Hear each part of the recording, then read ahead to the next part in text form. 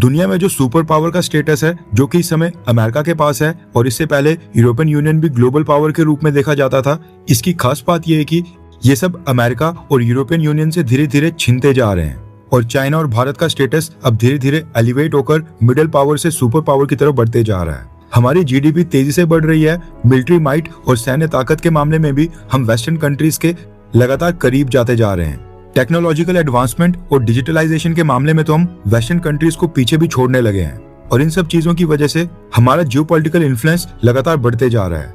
कहने का मतलब है कि भारत और चाइना इन कंट्रीज को धीरे धीरे रिप्लेस कर रहे हैं और यहीं से स्टार्ट होता है ग्लोबल चेस बोर्ड और पावर डायनामिक्स का खेल। सबसे बड़ा सवाल ये है कि ये देश कब रियलिटी को समझेंगे और इस चीज को मान लेंगे कि भारत और चाइना इनसे कंट्रोल नहीं होने वाले हैं और जो मनमानी ये पिछले 100 सालों से कर रहे थे वह भारत और चाइना के सामने नहीं चलने वाली है, क्योंकि ये हर बार कोई ना कोई ऐसा स्टेप उठाते हैं जिनसे इनकी फ्रस्ट्रेशन और चिंता साफ नजर आती है। इस बार भी यूरोपियन यूनियन ने कुछ ऐसा स्टेप उठाया है, भारत के ऊपर पेनल्टी लगाने की कोशिश की है। आखिरकार यूरोपियन यूनियन ने भारत के ऊपर क्या एक्शन लिया है, इसका क्या कारण था, स्ट्रेट ऑफ हॉर्मुज में रेस्क्यू मिशन की पूरी कहानी क्या है, डोनाल्ड ट्रंप और प्रधानमंत्री मोदी की मीटिंग के ऊपर क्या खबर आ रही है एंड इसके अलावा भी भारत के नेशनल इंटरेस्ट से जुड़ी काफी सारी जियोपॉलिटिकल डेवलपमेंट्स हुई हैं। आज के सेशन में हम भारत के जियोपॉलिटिकल डिसीजंस का डीप एनालिसिस करके ये समझने की कोशिश करेंगे कि बिहाइंड द सीन्स आखिरकार क्या चल रहा है, पूरी कहानी क्या है और इनका भारत के ऊपर क्या डायरेक्ट इम्पैक्ट पड़ेगा। सबसे पहले बात करते हैं भारत और यूरोपियन यूनियन के बारे में, जिनके साथ हमने recently free trade agreement finalise किया था। फ्री ट्रेड एग्रीमेंट की टॉक्स के समय यूरोपियन यूनियन की तरफ से भारत को लेकर काफी पॉजिटिव स्टेटमेंट्स आ रही थी। दोनों के बीच काफी सारी हाई लेवल की विजिट्स हुई थी और इस साल 26 जनवरी 2026 को तो भारत में रिपब्लिक डे सेलिब्रेशन हुई थी। उसमें हमने यूरोपियन कमीशन की प्रेसिडेंट उर्सुला वॉन डेर और यूरोपियन काउंसिल के प्रेसिडेंट एंटोनियो कोस्टा, इन दोनों को चीफ गेस्ट के तौर पर भी इनवाइट किया था। अभी तक सब ठीक चल रहा था, लेकिन अब ऐसा लगने लगा है कि यूरोपियन यूनियन भारत को मिक्स्ड सिग्नल देना स्टार्ट कर रहा है। रेफरेंस के लिए आपकी स्क्रीन के ऊपर आर्टिकल का स्क्रीनशॉट है।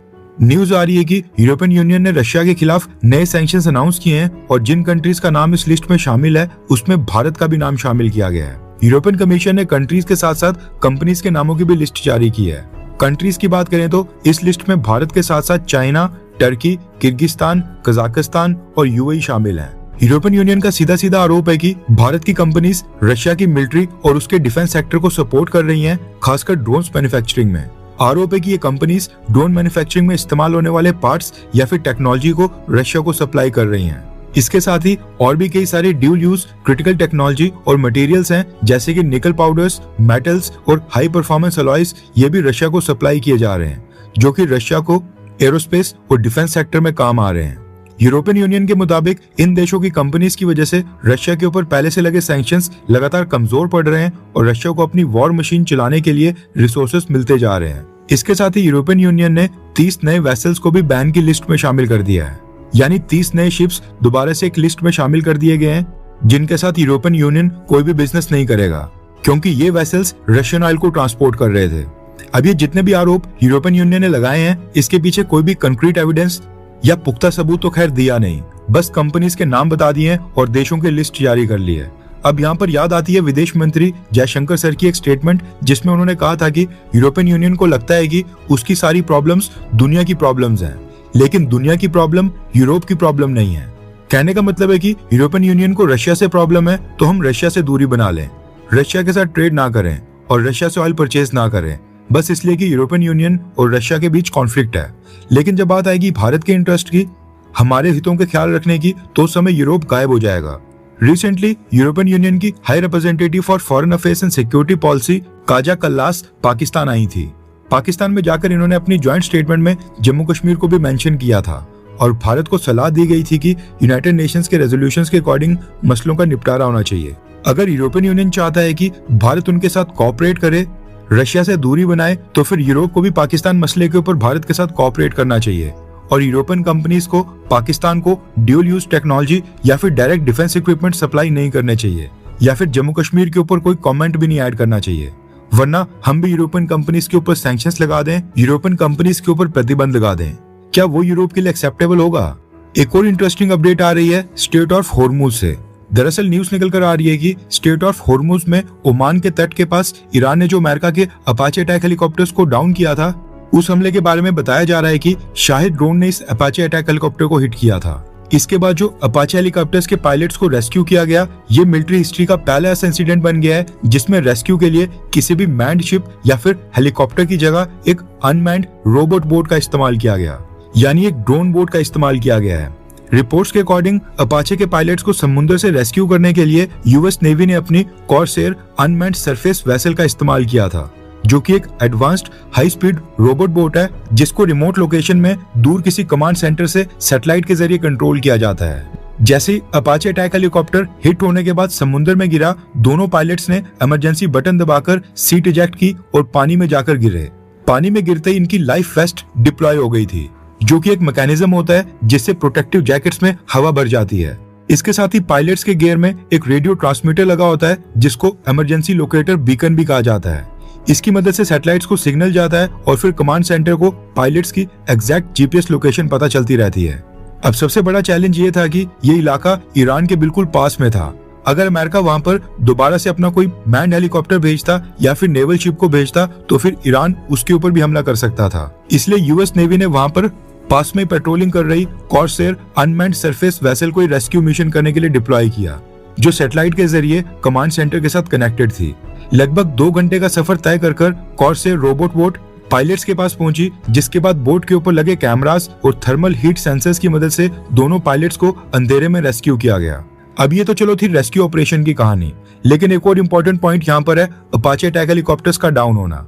मसला ये है कि भारत ने अमेरिका से total 28 Apache attack helicopters purchase किए हैं, जिनमें से 22 इंडियन एयरफोर्स के पास है और 6 इंडियन आर्मी ने भी ऑर्डर किए थे, जो कि पिछले साल डिलीवर भी हो गए हैं। भारत अपाचे अटैक हेलीकॉप्टर्स के नए ऑर्डर प्लेस करने के बारे में सोच रहा था, लेकिन ईरान के मामूली से शायद ड्रोन की मदद से जो अपाचे अटैक हेलीकॉप्टर्स को डाउन किया गया है, उसके कारण अब भारत को भी थोड़ा सा कंसर्न हो गया है कि ईरान ने किस टैक्टिक्स का इस्तेमाल कर अपाचे अटैक हेलीकॉप्टर को डाउन किया है, ताकि ऐसा नहीं हो कि सेम टैक्टिक्स पाकिस्तान ईरान से चुरा ले और फिर भारत के अपाचे हेलीकॉप्टर्स को निशाना बनाए।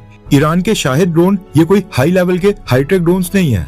एक शाहिद ड्रोन की कीमत 19 लाख इंडियन रुपीज होती है, जबकि अपाचे अटैक हेलीकॉप्टर $40 मिलियन के राउंड होता है, जो कि इंडियन करेंसी में 380 करोड़ रुपीस बनते हैं।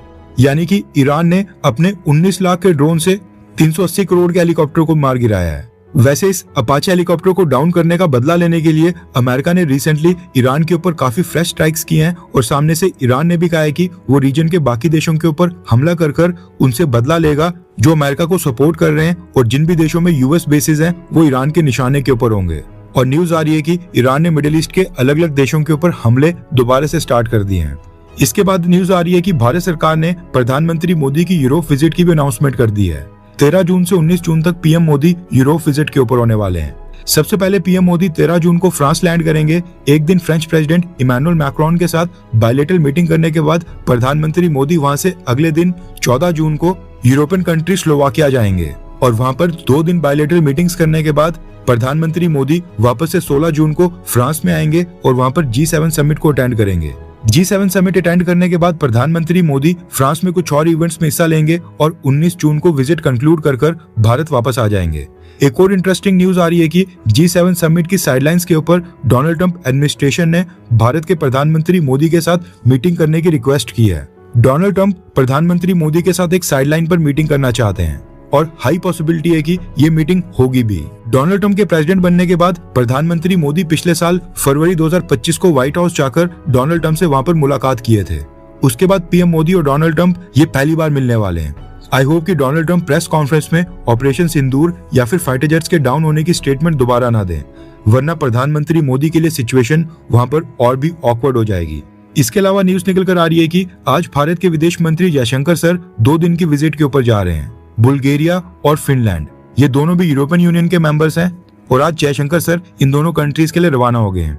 नेक्स्ट अपडेट आ रही है भारत और सऊदी अरेबिया को लेकर। रेफरेंस के लिए आपकी स्क्रीन के ऊपर आर्टिकल का स्क्रीनशॉट है। न्यूज आ रही है कि ईरान वॉर के चलते सऊदी अरेबिया की सिक्योरिटी एजेंसीज ने 2 इंडियंस को अरेस्ट किया है।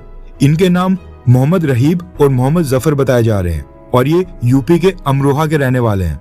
इनका अरेस्ट मार्च महीने के एंडिंग में हुआ था और ये केस अब जाकर मीडिया में सामने आया है क्योंकि यूपी में इनके परिवार ने मोदी सरकार से मदद की गुहार लगाई है। सबसे बड़ा सवाल ये है कि दोनों भाइयों के ऊपर आरोप क्या है जो इनको ईरान वॉर से संबंधित केस में अरेस्ट किया गया है। रिपोर्ट्स के अकॉर्डिंग इनमें से एक भाई ने दूसरे भाई का फोन इस्तेमाल कर ईरान की सरकार को 200 रियाल्स की डोनेशन की थी, जो कि अराउंड 5000 इंडियन रुपीस बनते हैं। आपको याद होगा भारत में स्थित ईरान की एम्बेसी ने डोनेशंस मांगी थी। ऐसे में इन दोनों भाइयों ने सऊदी अरेबिया से भारत में जो ईरान की एम्बेसी का बैंक अकाउंट है उसमें 200 रियाल्स डोनेट कर दिए। जब सऊदी अरेबिया की एजेंसीज ने ट्रांजैक्शन पकड़ी उसके बाद तुरंत इन दोनों भाइयों को वहां पर अरेस्ट कर लिया गया। सऊदी अरेबिया के अकॉर्डिंग ईरान उनका दुश्मन देश है जो सऊदी अरेबिया के ऊपर हमले कर रहा है। ऐसे में सऊदी अरब में बैठकर ईरान के लिए पैसे डोनेट करना ये सऊदी अरेबिया में क्राइम है। इसलिए सऊदी अरब ने इन दोनों को अरेस्ट कर हिरासत में ले लिया है। फैमिली की अपील है कि प्रधानमंत्री मोदी जी और हमारे विदेश मंत्री जयशंकर सर इस मामले में इंटरवीन कर दखल दें और इन दोनों भाइयों को सऊदी अरेबिया से छुड़ाकर भारत वापस लाएं। वैसे आपको क्या लगता है कि क्या भारत सरकार को दखल देनी चाहिए, हाँ या फिर ना? नीचे कमेंट कर अपनी राय बताएं। नेक्स्ट अपडेट आ रही है अफगानिस्तान से। न्यूज आ रही है कि पिछली रात पाकिस्तान एयरफोर्स के फाइटर जेट्स और ड्रोन्स ने अफगानिस्तान की बॉर्डर के अंदर घुसकर कुन्नार, खोस्त और पक्टिका प्रोविंसेस में वहां पर भारी बॉम्बिंग की है। तालिबान गवर्नमेंट के मुताबिक पाकिस्तान ने उनकी एयर स्पेस को वायलेट किया, हवाई सीमा का उल्लंघन किया और सीधा आम लोगों के घरों और सिविलियंस को टारगेट बनाया। और पाकिस्तान के इन हमलों में कम से कम 13 लोगों की जान गई है और कई सारे लोग जख्मी भी हुए हैं। इनमें सबसे ज्यादा संख्या बच्चों की है। बताया जा रहा है कि टोटल 11 मासूम बच्चों की जान गई है। तालिबान सरकार ने इस पूरी कार्रवाई को एक वॉर क्राइम यानी कि युद्ध अपराध और ह्यूमैनिटेरियन क्राइम बताया है। उनका कहना है कि आम मासूम लोगों और बच्चों के ऊपर इस तरह के हमले किसी भी हद में बर्दाश्त नहीं किए जाएंगे और सही समय आने पर तालिबान इसका बदला जरूर लेगा। हर 24 घंटे के अंदर जियोपॉलिटिक्स में बड़े फेरबदलाव और उलटफेर हो रहे हैं और भारत के लिए नए चैलेंजेस आ रहे हैं। कोई देश अपने फैसले से पलट रहा है तो कोई देश ब्लैकमेलिंग के ऊपर उतर आया है। सभी देश एक दूसरे को नीचे लगाने की कोशिश कर रहे हैं। इन सब के बीच हमारा भारत किसी भी देश से पीछे न रह जाए, इसके लिए मोदी सरकार लगातार कोशिशें कर रही है। एंड भारत की foreign policy, defence news, economy और ग्लोबल अफेयर्स का सही एनालिसिस हमारे चैनल इंडियन अफेयर्स का मिशन है और ये मिशन आपके सपोर्ट के बिना अधूरा है। इंडियन अफेयर्स हिंदी के ऊपर हम सभी फैक्ट्स और डेटा बिल्कुल सरल भाषा में एनालाइज करते हैं बिना किसी एजेंडा के। अगर आप चाहते हैं कि इंडियन अफेयर्स का सही और ऑथेंटिक एनालिसिस आप तक लगातार पहुंचे तो इस वीडियो को लाइक करें और हमारे चैनल इंडियन अफेयर्स को सब्सक्राइब करके बेल नोटिफिकेशन ऑन करना मत भूलिए। आपका एक लाइक हमारे चैनल को ग्रो करने में काफी मदद करेगा और एक सब्सक्राइब ये सुनिश्चित करेगा कि आप किसी भी इंपॉर्टेंट अपडेट को मिस ना करें। अगर आपने हमारे चैनल को पहले से सब्सक्राइब किया है तो दिल से धन्यवाद। जय हिंद, वंदे मातरम।